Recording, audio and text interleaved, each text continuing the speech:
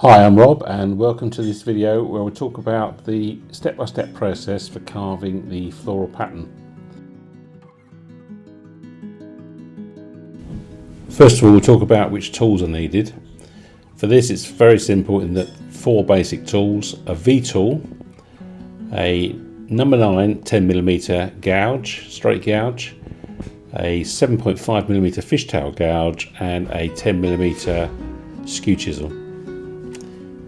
Here we can see them with the marks they make when pressed into the surface, and the wood being used here is lime.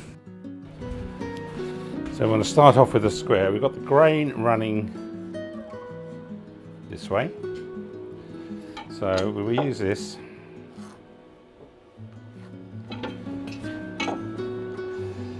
It's a quick and easy way to draw a square.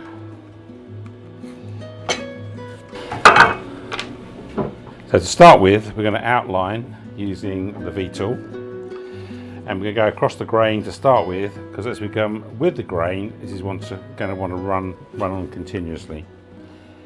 We start just inside the line. Using double-handed grip so we can push forward without it slipping. Just up to our line there. Same that side. That bit snaps off easily as it's going across the grain, and then along the grain you often find it goes easier one way or the other. So if it's not cutting cleanly,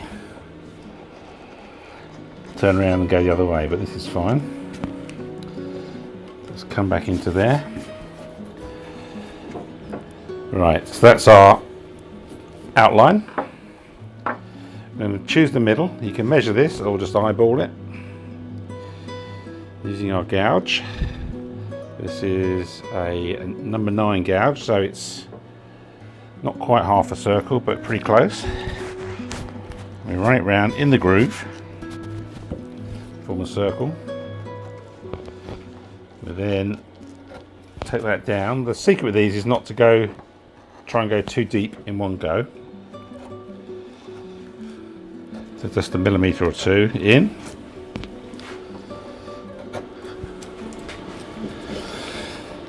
And then a bit deeper again.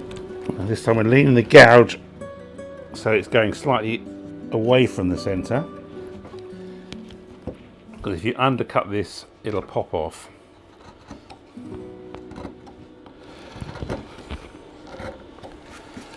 So just establishing our depth, how deep you go. Not critical, but to get a nice boss we want to go about the depth of our gouge if we were to put it this way up, be upside down.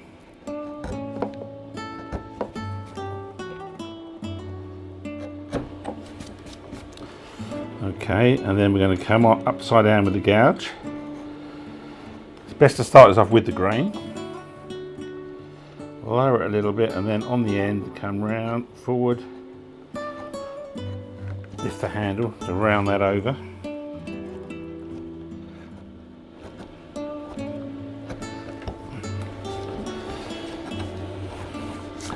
We can then go across as well.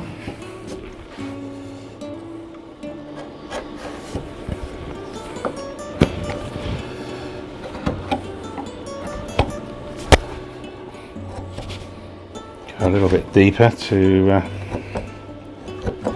clean up where we've gone round.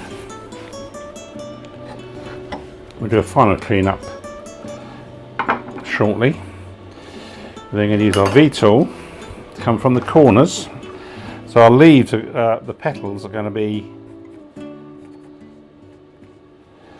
like this, and then with a sort of vein coming from the corners. We're going to go in on these ones and sort of out on those ones.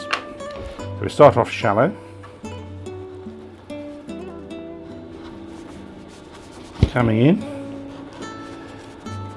getting a little bit deeper.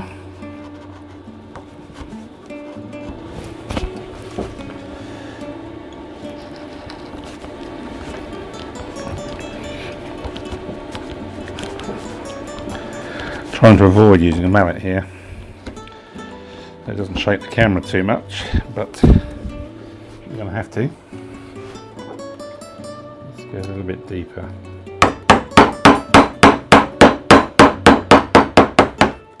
So I'm going back down to the depth of the boss.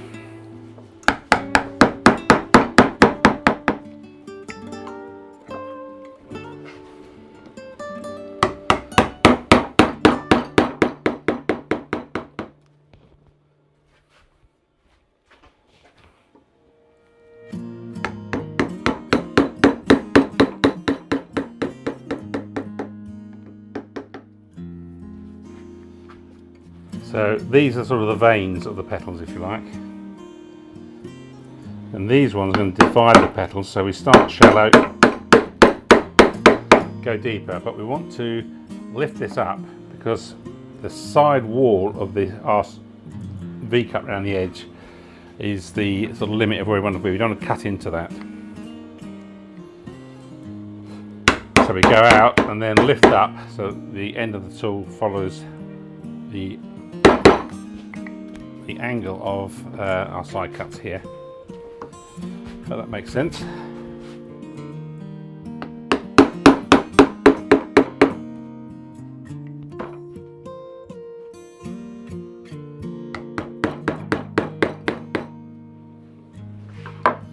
Right, then we can use the fishtail. Come in, get on that angle just to flip those bits out.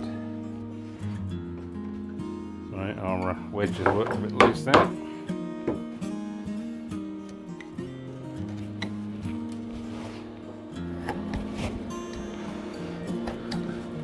So we want to keep this angle going that we started with the V tool. Okay, now we want to take this and round over the end. Again, up to the wall.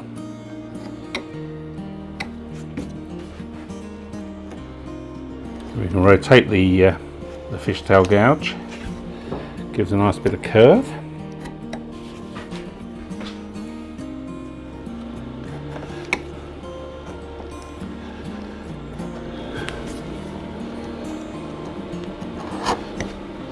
It saves a lot of time if you can train yourself to work with both hands with the tool in either way, so you can cut this way or this way. Saves having to turn the work round. But if you struggle doing that, then the thing to do is turn the work down to get to the other side. Okay, so that's established that. We're then going to put in a sort of divider, if you like, on each one. We'll cut these. Depending on the size of the petal, you can do several of these, or as we're going to do here, just one. Round it in, something like that. So we want to sort of follow this curve round.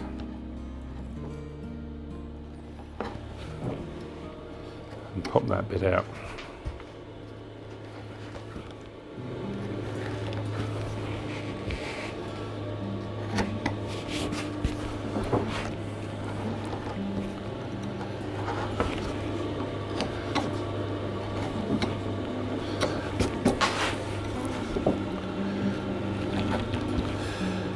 I'm going to be too precise with this, as this is a flower. Petals are not perfectly symmetrical.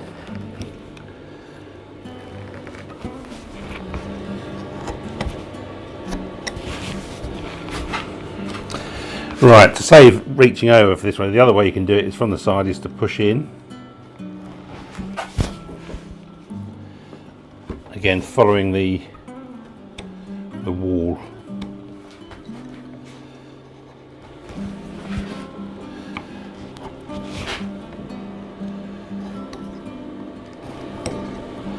Okay, so that's our edges formed. Then going to take our gouge, same one we did the boss with, and then come in, start putting the flutes in. This is where it starts to come to life and look a bit more, I haven't done that one, have I? A bit more flower-like.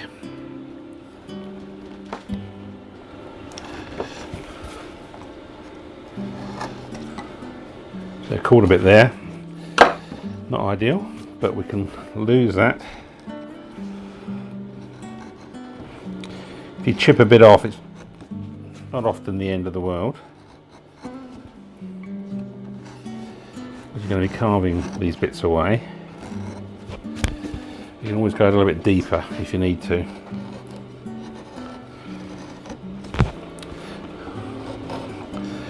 Obviously, you don't want to carve the boss off in the middle, so if that does pop off, so it's quite easy to do. Blob of super glue, the way to fix that. Stick it back on straight away.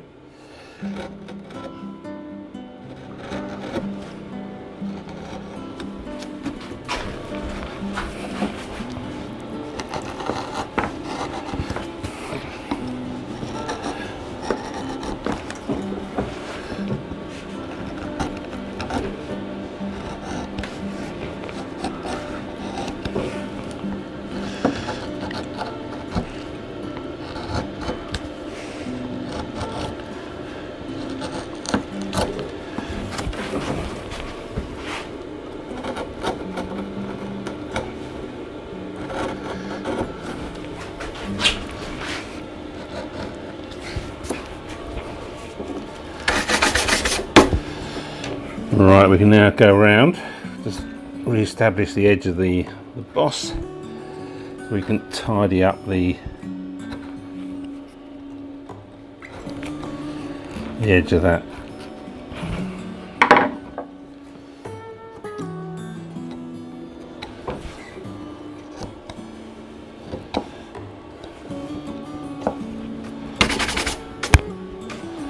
Right, so where the skew comes in. I'm going to re-establish this line. You could recut it with the V tool, go a bit deeper. I'll put that in there and tap, tap.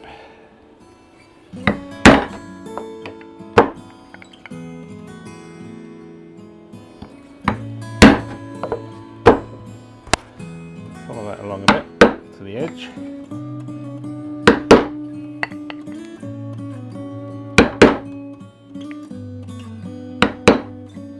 That sort of separates the petals. Then got a three-sided, well, it's a nail that's been ground to three sides into a point. We could use that to punch in some little shadow points, which just give it a nice crisp edge.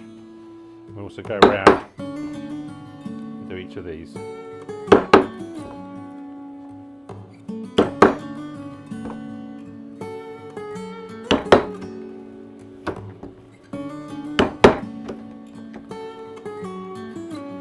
Oop, that's not quite square on. So you want the flat side against that wall. Follows that down.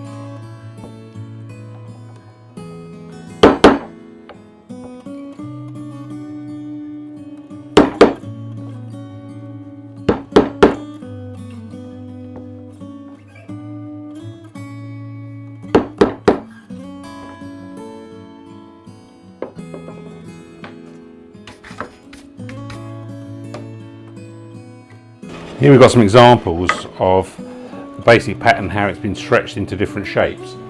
So we've got a sort of triangular or a corner piece, if you like. You could imagine this, four of those around like an oval or a circle in the middle. This one I've added additional details. I've cut in using the V tool, extra grooves as well as cross hatching on the button to give it a slight different look. This again shows you how you could use multiple petals, if you like, and even put a bit of a curve in those, a bit of a swirl. Same on this one here. Just do a variation on the pattern, give it a little bit of extra detail. So here's another example where the same basic pattern has been used, but mixing it up slightly, not having a full set of petals. And adding some lines and dots between the petals just to give it a slight variation. So there we have it, a simple floral pattern that's very useful and very versatile to be used on all sorts of different projects. I'd like to say a thank you to Chris Pye, a British woodcarver who published a DVD on this technique many years ago, and it's one of the early carving projects I did. Thanks for watching.